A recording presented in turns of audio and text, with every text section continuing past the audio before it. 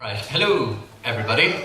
Hello and welcome to the Puppetry and Cosplay panel. So my name is Jerry of Groovy-Guy's Costume Emporium. Hello, hi, thank you. Too kind. I didn't say stop. But hopefully today I'll be able to teach you some things about puppetry and how you can incorporate them into your cosplay performances or costume for your convention experience. So let's start off with the most generic of questions with, what is a puppet? So some of you, when you think of a puppet, may think of these lovely bits and pieces, marionettes, puppets on strings. Can I get a show of hands who, when someone says puppet to you, a marionette is the first thing that comes into your head? Good. That's usually the generic answer that people feel, yep, that's what I think of when I think of a puppet. Next answer. Who thinks of these guys when you think of a puppet? Show of hands. Okay. Who thinks of these as being a puppet? Just Steve, because he is a puppet himself. Yes, so the idea of a toy being a puppet as well, if you remember back into the days when you were a wee small child, would you not take your dolls or your teddies and you play around with them and you give them little voices? Start to do a bit of make-believe and make these toys come alive.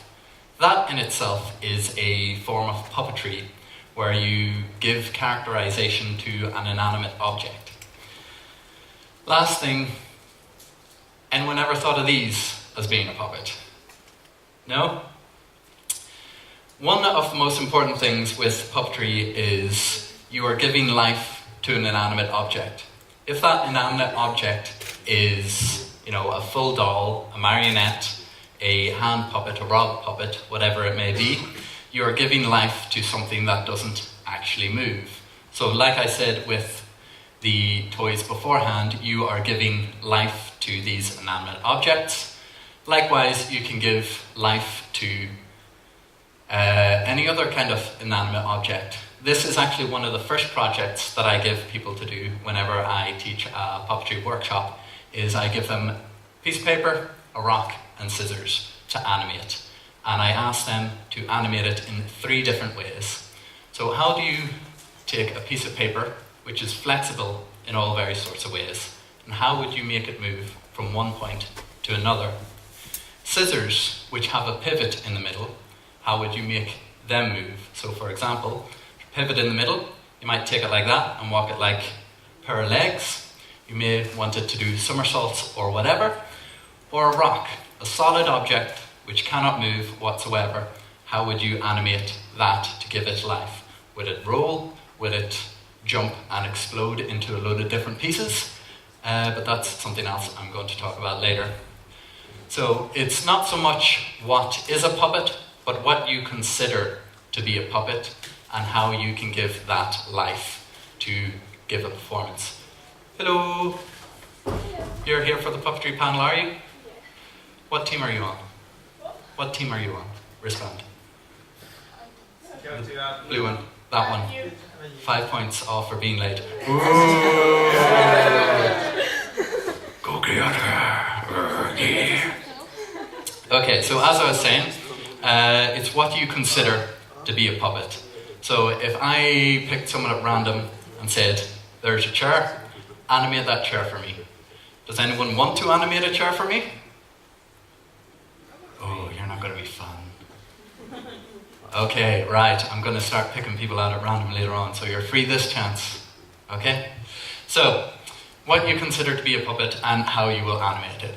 So, first up, what I have here is marionettes. Do we have anyone up in the projector room at all? Because I don't know if I can actually play a video via the remote. Do we have staff who can answer that for me? Hello? Is anybody out there? There's a panel in the other room. They won't be able to climb the stairs. Oh dear. That doesn't do anything. Right, so I'm going to talk about marionettes first. or as I like to call them, please no. So marionettes are basically a ragdoll kind of puppet, and each of those joints are attached to a string, which is attached to a cross which you hold from a distance. So a puppet is a marionette puppet is entirely relying on gravity and balance to animate it. And what happens if you move a string is that the arm moves out that way, but it will keep on moving that way until there is an opposing force pulling it that way. So the marionette will just swing quite loosely, and as you can see from our funky little friend dancing away here, is that there's a nice swing and balance to a marionette puppet, but that cannot always appear very realistic or lifelike. So marionettes can be very, very tricky to get a hand of performing with, as you're relying on gravity and balance, so it's all about swing and knowing how far to swing and when you need to move it back. So if you are performing with a marionette puppet during a cosplay performance and you have a timed music track where you need to be here, there, or wherever else, you may have a lot of difficulty if your puppet doesn't have the right balance. So marionette puppets can take many, many years to be able to achieve just the slightest bit of realism when you're performing, which is not great, because the more something seems realistic, the less people actually notice. People notice flaws more so than they do good, subtle hints, unless they themselves have plenty of knowledge on the matter. Yeah. Marionettes, it's movements based on swing, balance and swing. This because space. So here is an example here from the movie Team America, where yes, very clearly to have a fully entirely choreographed fight scene would be very difficult. So they have used the complexity of how to perform with a marionette in a piece of humor, in the fact that it's so difficult that they're just going to mash the dolls together, and that will bring humor. But if you have a very serious performance piece, you don't really want your puppet to be doing this. So next up I have hand puppets. So these brilliant illustrations are from the fantastic website How Stuff Works. So it's a great website to look up if you want to know how stuff works. So yes, brilliant illustrations that give us a good, clear performance piece. So I'm going to talk to you here about this crazy little puppet that I just made up on the fly on the way over here, about hand puppets. So hand puppets can come in all different shapes and sizes, but the Muppet or Sesame Street style of puppet is one which is probably most recognized and known. So basic hand puppets are made with a piece of card or plastic for the middle piece, which works on a hinge that you can see from the back is just finger and thumb inserted to give you talking. Now, one thing to remember when you're talking is that you want to mimic your speech to the mouth flaps of the puppet. So if I were to talk over here, and I was to draw attention to the puppet talking himself, it will come across more believable that he's talking if you have proper timing to how your speech is. Okay? Everyone understand? Everyone's looking at the puppet now, aren't they? Not me. I'm down here, by the way. Over here.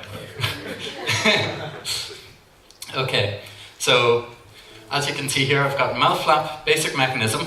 Fun little googly eyes are easy way to do. I will talk about materials a little bit later. Actually, you know what? I'm going to talk about them now. So, some of you may find that you worry about the construction of a puppet. Puppets can be constructed super, super easy. So the likes of a hand puppet like this, I have just made from cardboard, bit of black felt, and upholstery foam. So you may, if you've been to any of the other cosplay armor panels of that, you may recognize EVA foam, EVA foam, craft foam, which a lot of people use for armor and that. You can get it in quite dense materials, but upholstery foam is a lot cheaper. You can get it in loads of different densities. It's used for making couches and things as well. And even if you don't have a lot of money, if you go to an upholsterers or seat makers or couch makers or refurbishers, you can go in and say, hey, have you got any scraps of foam, any scraps of leather, whatever it may be, and they'll usually just give you a huge big bin bag full of stuff, and hey, free materials. Yeah! So that's great to get started if you just want a bit of practice and get how to build your pieces. So pattern the pieces, you can do them any which way and all. If you're familiar with the Puppets or Sesame Street, you probably know there's puppets of all different shapes and sizes and whatever else as well. So I'm going to pick a volunteer here soon enough. If anybody wants to help volunteer and score points back for their team. Anyone? Shh, I have all the power. Do not disobey. Okay, so puppeteering a puppet. As you can see from the illustration, the characters are holding the puppet way up above their heads. This gives clear indication that you want puppet to take center of attention rather than the puppeteer.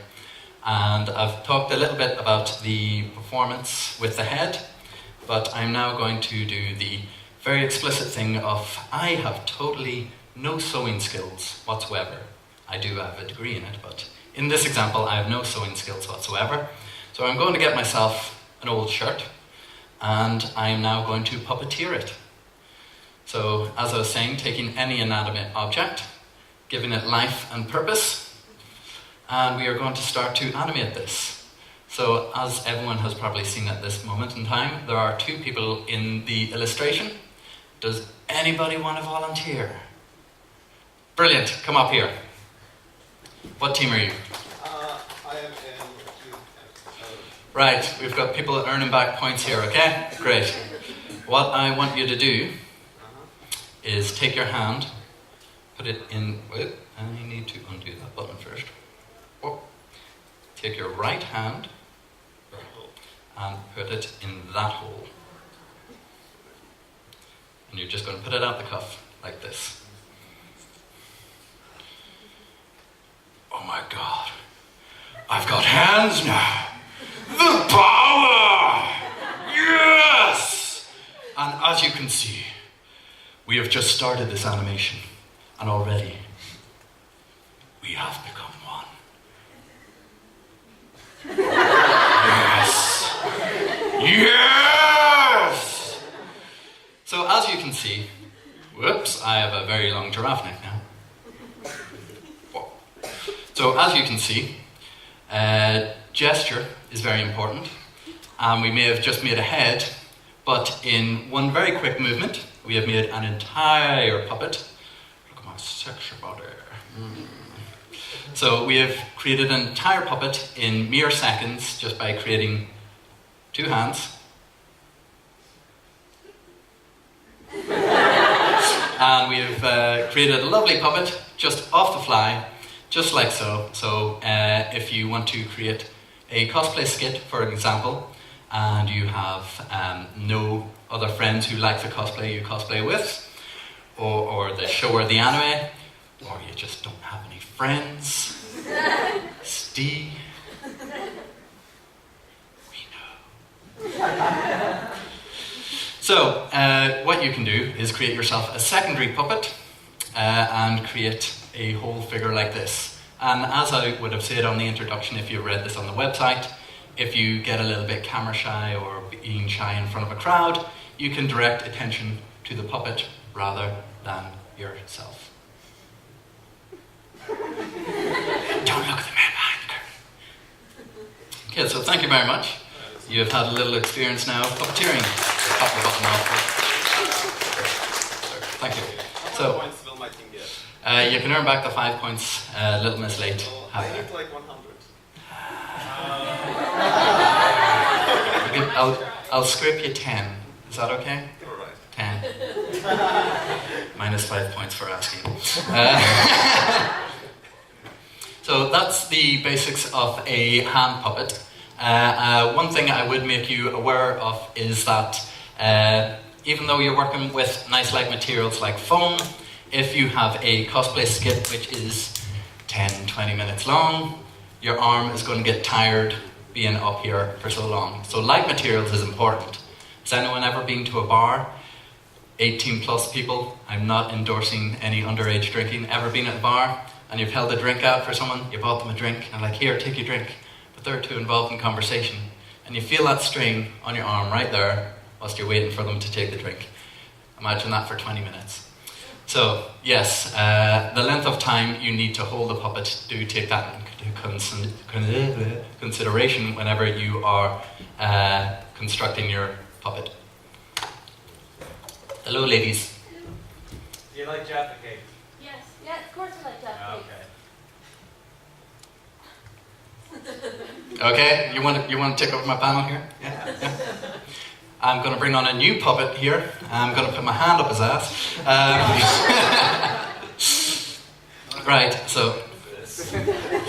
Right, so yes, be aware of the position of your puppet as well there. You may have seen whenever I was holding the shirt there that my arm started to dip a little bit.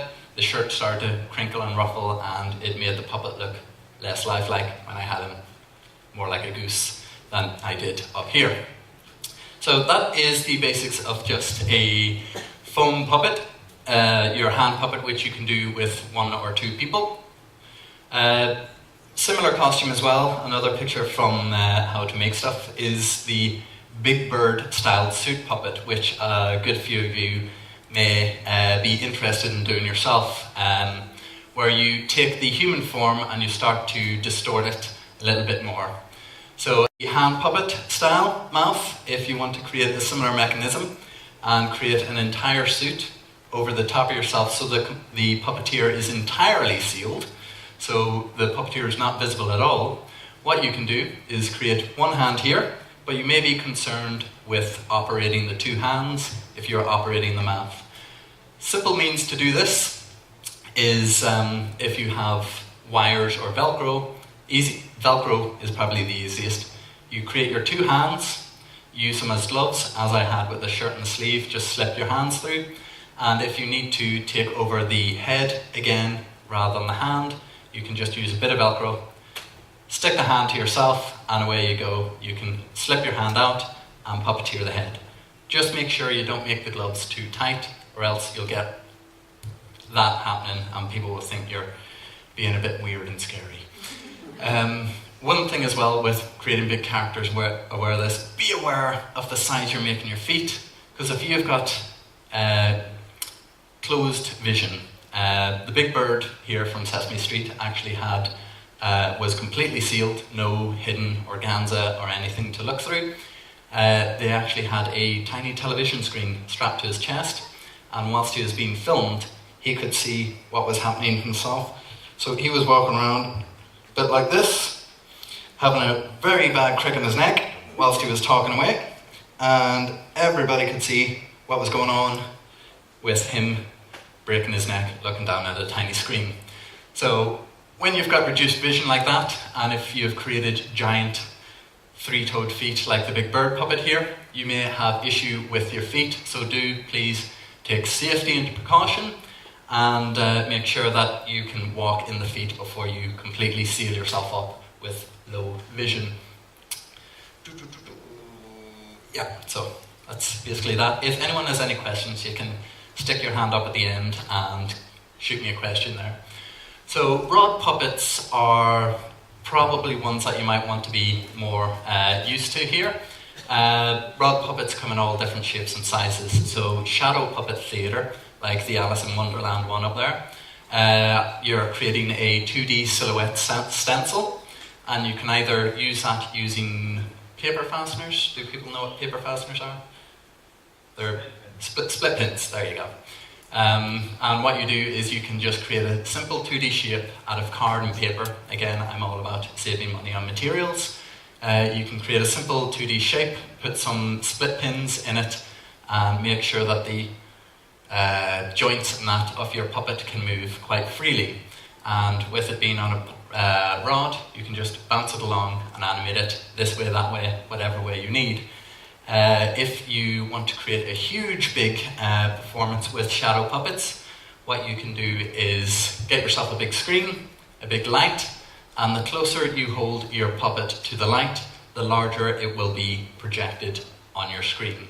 So you can make a huge big performance out of a tiny little prop puppet. So that's one way in which rod puppets can be mechanized. Another simple way, if you see from the AVC diagram, is that you can start to incorporate mechanisms into your piece. So instead of having loose fabric or whatever else as well, you start to build joints in. So this puppet I have here from the illustration is just a fabric one, but it could be made from wood. So if you look at B, it is a solid head with a simple rod in the middle, where you put your hand inside the puppet, grab the rod, and you're able to turn it, move it up and down, and give it more reaction space through that. I will say that in regards to rod puppets, the more mechanisms you have, the more complex it's going to be. And you don't want to be moving your hands from this space to this space to this space to operate different mechanisms. A puppet that does one thing can do one thing really well, but a puppet that does 100 things will be less believable, less realistic. It'll be harder to operate. So if you are limited by the number of puppeteers you have, you're going to have a bad time. So do make sure that you get in plenty of practice with your puppetry pieces here as well.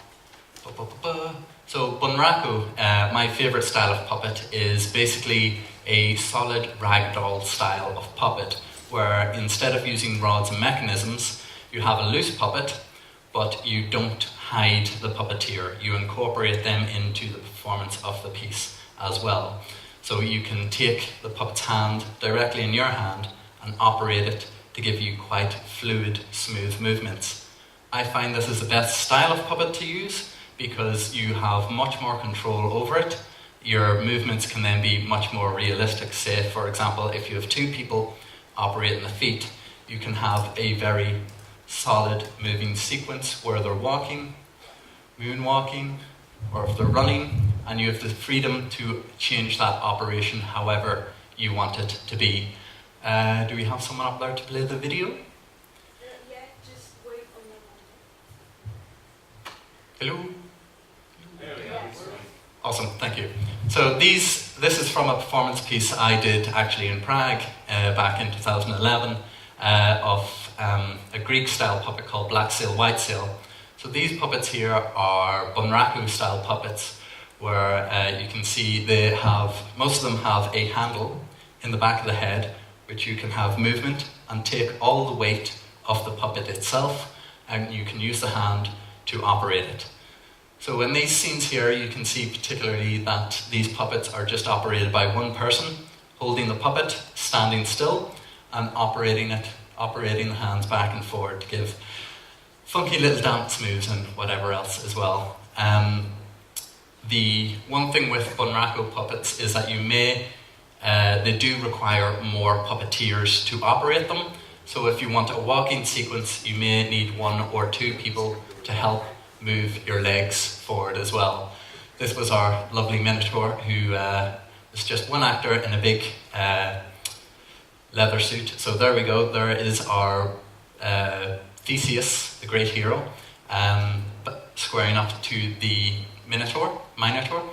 And we saw him with just one puppeteer earlier on, moving the hands, and there with the walking in the battle sequence, we got a more in-depth lower down pose, battle stance ready, and we had a second puppeteer come in to operate the feet as they did that lovely crab walk. So yes, you get freer, more movement, more realistic movement with a style of a bunraku puppet.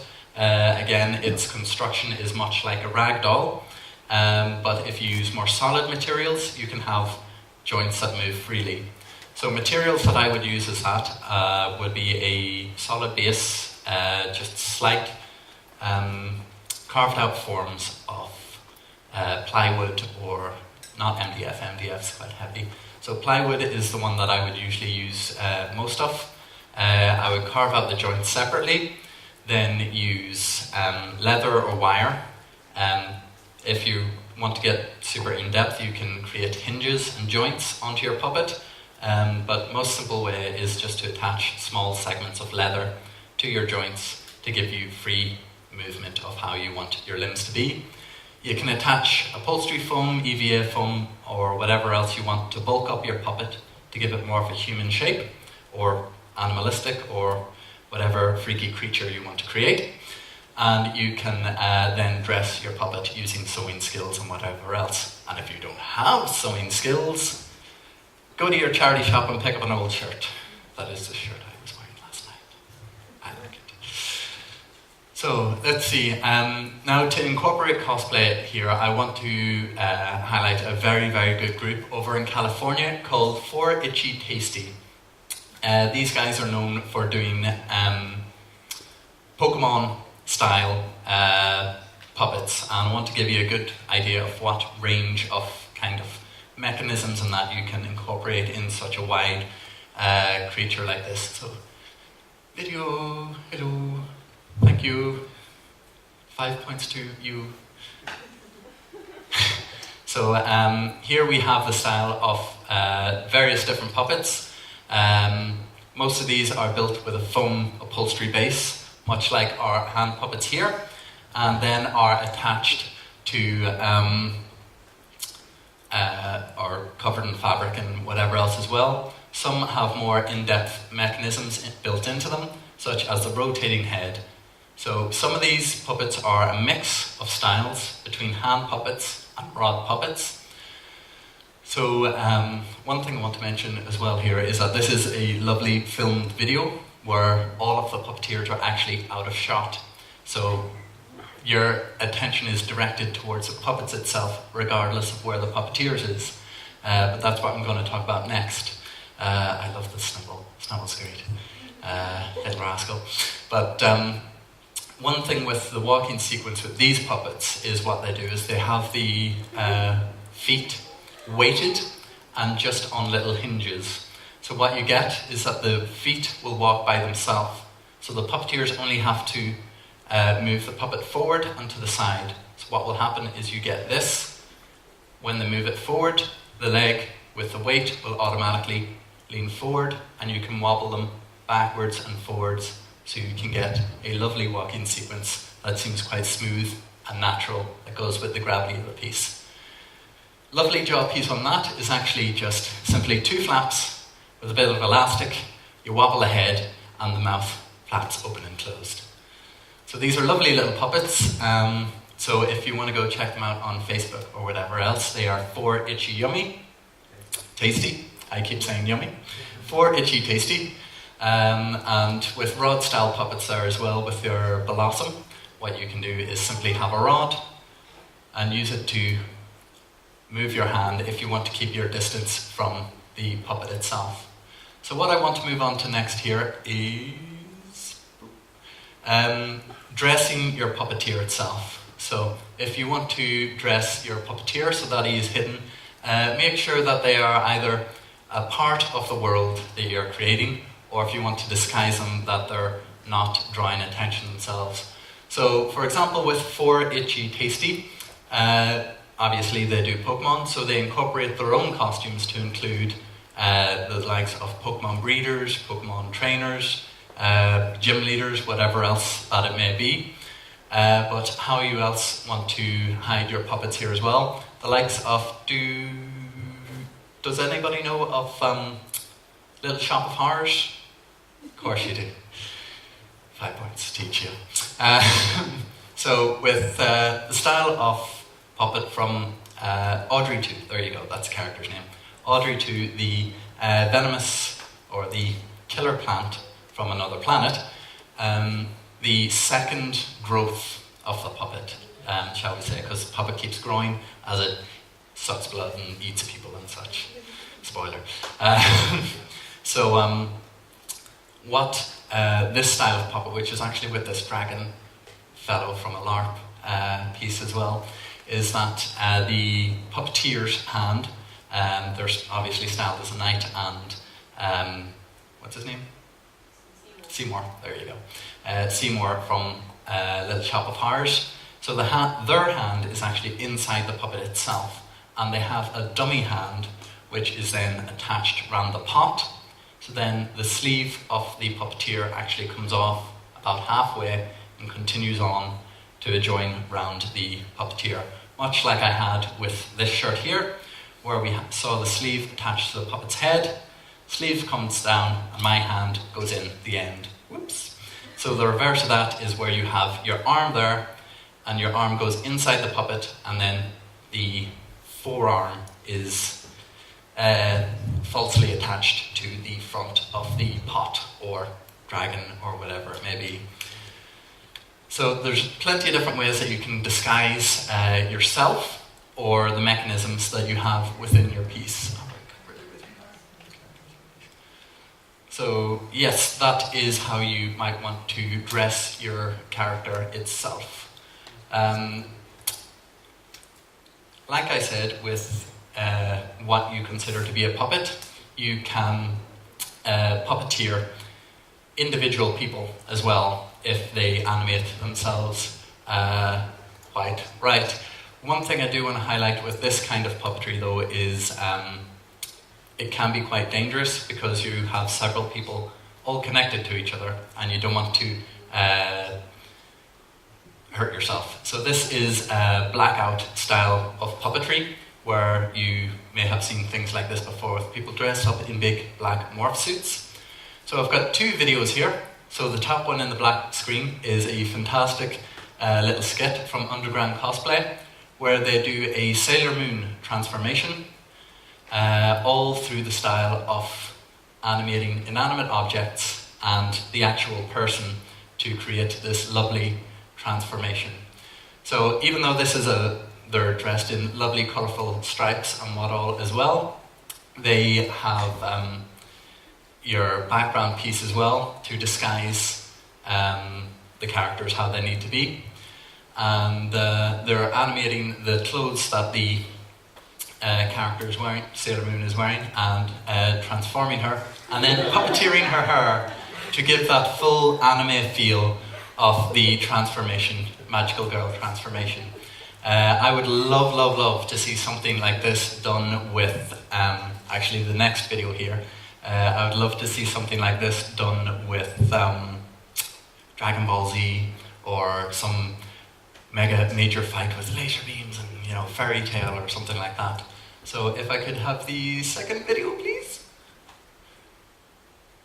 This is much better with sound, I'm afraid. I don't think we have any. But, so this here is from a, I think, early 90s Korean show where they had a segment where they did lots of blackout style theatre. So what we have here is actually about 4 puppeteers. We have one the trousers and then wearing a black top. We have another person who is wearing the top and black trousers. But because they have such vibrant costumes, we are only attracted to the lovely pieces that they have here. So the one thing I like about this as well is not only can you play with your puppets in your space, but you can direct the audience's attention as well. One of my favourite things about puppetry is breaking the rule of physics. You know, you can do whatever you want with a puppet. Like with a person performing, you can only jump so high. With a puppet or a puppeted person, you can jump however you want. You can go as high as you want, you can spin your world around, you can blow things up, you can make them reform again, you can jump as high as you want.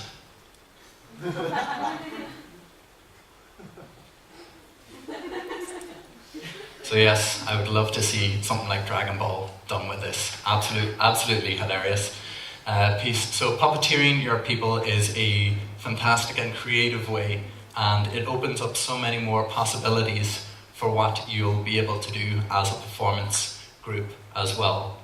So simply, just like the puppet, where you hide the puppeteer or where you hide the puppet, at what point, what joint, what you want to show and what you don't show is all the lovely creative pieces that you can come up and create. And that's pretty much it. that's the basics covered of how you create a basic style puppet, and how the range of puppets in which you can create. Does anybody have any questions now? Questions open to the floor. If anyone has anything they might want to ask about what they've seen, or how they might want to create something they have an idea for. Hello. Have you ever tried to Blackout theatre I have done before, not with people, but with various different puppets. What, do you know black lights, UV lights? We had a fantastic performance once where, I'm trying to remember the name of the play now. Nope, can't remember. It was a terribly tragic performance piece we were doing, but there's one, essentially what happens is there's a little boy, Vivian, who gets into an accident, which we don't know, goes to hospital, he's unconscious, and his spirit leaves his body, and he goes on a big adventure up to heaven, into space, and this, that, whatever else as well. So whilst he's in space, he ends up getting sucked into a bad thought black hole. And what happens here is all the bad thoughts that people have swarm his head and get messed up, and you end up in a big spiral. Metaphor for depression. One example that we had there is that we used background theatres, puppeteers dressed all in blacks, and there's another story for you. Puppeteers all dressed in black, and we had a puppet covered in UV paint. We turned on the UV light. The puppet was horrifying looking. It was just a basic white puppet, but it had a horrible distorted face. And what we did was that the puppet actually exploded. The limbs went everywhere, went flying way off. Each puppeteer took a limb, went flying off, and then they all came back in together to reform. The puppet ran off, exploded again, and all came back in. So the fact that the puppeteers were completely blacked out under the light, and the puppet was so bright and shone out over everyone else, it just made a fantastic made a fantastic performance. But another story that's just led me on to is why dressing your puppeteer is very important, especially when you go to different countries and cultures and things. The traditional style of puppeteers wear is the idea that you cover yourself so you're not seen. So you would wear black gloves, black shirt, like big black shirt, black trousers, nice and baggy, so you can't, see shape or form. So it's all just dressed down. You'd wear a black veil that covered your face out of organza, so you could see through the organza, but anyone from a distance couldn't see you. I was once rehearsing for a performance in university. We were all in this black garb, and there was a lot of Americans who were coming to visit the university, and they came outside where we were performing, and they were walking across the campus, and they started doing this. And we were like, what are they doing? Why are they hiding themselves? And we met up with one of them later on, and they said, why were you covering your faces whilst you're walking by? And I said, sorry, we thought we were walking in some sort of religious ceremony that was going on. It's like, they thought we were in Muslim hijabs and things. Oh dear. So now I ensure that all my performances are dressed within the world that they are. If they're subtle and careful enough, then they can be disguised in the world. They won't draw attention to themselves as well. So the idea of Pokemon trainers and gym leaders and things, you're incorporating them into the world that you are. So people who recognize the puppets can recognize and acknowledge who you are, and then continue to believe in the performance itself. I keep carrying on by myself here. Another idea. Don't get yourselves too worked up about being very mechanical and things. People who are watching a performance, the human mind is brilliant. It's great. It will fill in the blanks. A lot of people don't notice a lot of mistakes and everything else as well. Excuse me. So, for example, there was another performance piece I was doing where we had the big bad wolf was coming to blow down the house of all the kids. This was a suit-style suit. So it was basically like a big fur suit for a person. So they were in this wolf suit, had a big solid head. There was no actual movement in the head apart from like the crocodile we had up here, where you move the head, the jaws flopped about so it looked like it was talking. So it was a completely manned suit, but there was no operation in the head other than the jaw. After the show, a father came with his kid and he says, "My kid's really interested in the big bad wolf. How did you make him blink?" He didn't blink at all. The eyes weren't animated at all, but they were so engrossed in the performance that their brains just filled in the blanks, and it's like they genuinely believed that this character has come to life, has become part of your piece. So performing with your puppet and incorporating it into the world can make people believe and get sucked into the imagination of the world in itself all around. Any more questions, sir? You'll get 5 points. Who really wants to win? Yep. How are you? I'm good. Thank you. Yeah, Blue team. Great. Minus 5 points for unrelated. Yes, hello. What's the most difficult puppet you've had to put together? In terms of construction or performing with? Performing. Performing with. Actually, this goes back to the black hole performance as well. Some writers, whenever they're writing a script, will just really get carried away. And we had to create a puppet once called, what was his name? Desmond. He really liked hobnobs. Hobnobs are a biscuit in the UK. They're okay. I'd never had them before, and then working on the show that I found that was all that I ever ended up eating. I got sucked into the world of the play. So Desmond was a spirit, described as a green ball of light. Now, how do you design a green ball of light that can talk and carry other puppets? Was a huge big challenge for us. What we ended up creating was getting transparent tubing. We created a specific frame from that, covered the tubing around that frame, and inserted lights into it. So Desmond had 3 forms. He had a small ball form, which was easily held by one person and flown about. The second form was actually more like a puppet style piece, hand puppet style piece, where there was actually a mechanism in him. So when he grew a little bigger, he formed a mouth and he could talk. And the third size of puppet, or size of Desmond, was meant to be as big as a planet. We ended up creating it about that their size of PVC piping, which was heat formed rounded to form half a sphere, and we put a large light behind him. And we had one puppeteer on that, hooked up to a mic like this, and that mic was hooked up to the light behind it, so that whenever the person spoke, the louder they spoke, the brighter the light went, and the quieter they spoke, the dimmer the light went. So you would get across a pattern of speech from a immovable object that this puppet was actually alive purely by light. So using the idea of how you can make puppets speak, whether it's through a physical action, whether it's through lights or movement, you can carry that straight across. So, thank you. 5 points. Anyone else? Can I ask you a nice question? Is it about puppets? Yeah. You sure? Yeah. You're really sure? Yeah, I am. Okay. What led you to start to perform with puppets? Actually, it actually comes around to puppetry or cosplay. I was, one day when I was 16, 17, Googling on the internet, I was like, ooh, those people are dressed like that person from that thing that I like. Awesome. I want to do that. And then I got into that. I was like, wow, this is awesome. Then I came along to finishing my secondary school and wanting to further my education through university. I was thinking, what do I do? I really like performing and I really like art.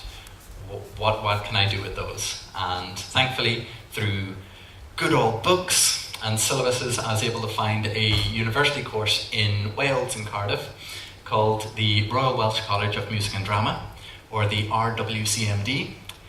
Try saying that 10 times fast. And it did theatre design, and that was, at the time, not something that I was widely aware was a thing. So I could do performance and costume making at that, through that course as well. An added bonus to that course was puppetry, which other costume and design courses didn't offer. So that quite piqued my interest. I went along to an open day and I saw what they did there and what they provided. Is anyone getting distracted by Kermit now? I went along, saw what they did, enjoyed their performances there of their puppetry pieces, and I was like, yeah, I really want to do this. Didn't get into the course the first year, did a foundation art degree, reapplied, and got into it the second year, and now puppetry is one of my main forms of work. Yes. Hello. 5 minutes. Okay, I'll round up here. I forgot your question now. How did I get into it? Yes. So yes, that's how I got into it. Through cosplay and, ironically, further education. And now I like to incorporate puppets and things into my pieces. Anyone else got a question? Yeah. Hello. It's a bit complicated to formulate, but in cosplay, Yes. you can have like costume that is just dressed on the person, Yeah. or a costume which is like mask and some mechanic things. And I wanted to ask if there's a line when you can tell when it's a costume and when it's a puppet. So, like, where does the definition lie between? Yeah. Okay, so that goes back to my very first thing where I introduced is what you consider to be a puppet. So, for example, if you have these lads here, the guys who are using their puppets on their hands as a hand puppet, does that make the rest of this just a costume? Are these two separate pieces? Or are these both in the one world? Yeah. For example, we had like 2 years ago, we had a guy from Dota, Mm-hmm. and he had like this big thing on him Mm-hmm. with mechanical arms and weapons and like that. Yeah. And inside there was a little dwarf, which was his head, Mm. and it has a little arms, but they were mechanical. Yes. And his arms were inside the weapons. Yes. And he was operating the hands of the dwarf, like I don't know how. Yeah. Okay, But so I yeah. think it was more like a puppet than a Mhm. costume, actually. Aye. So that all comes down to personal preference, and it's like saying, how do I put this?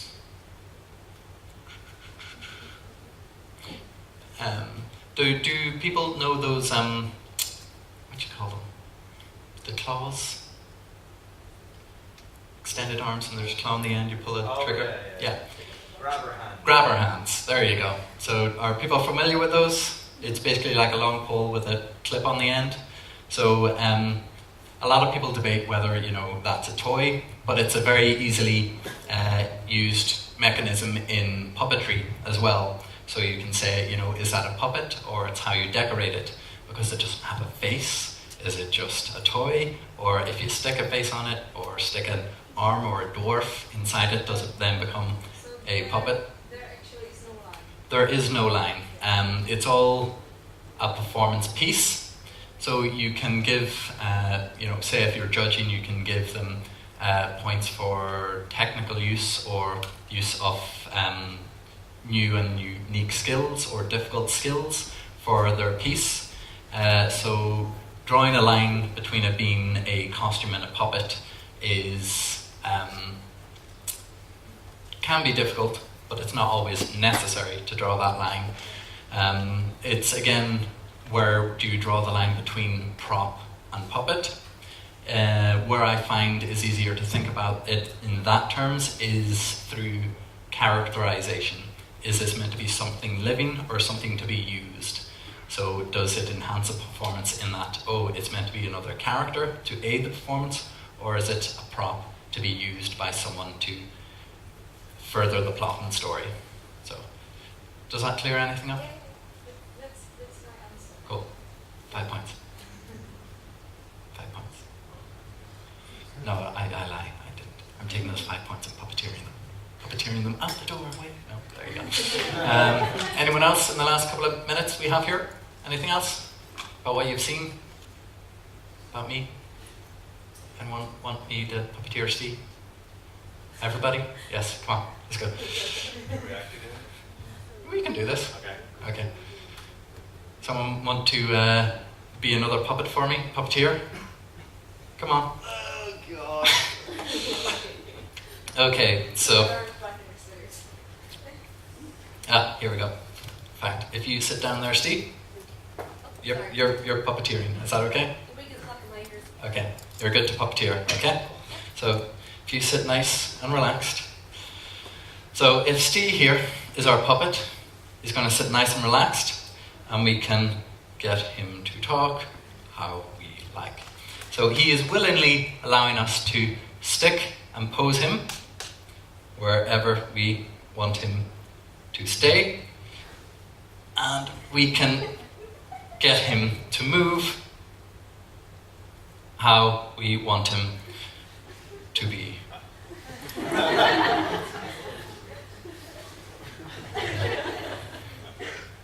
So fantastically, following the human form and shape, we can think of how we want to construct our puppets and how we want them to be.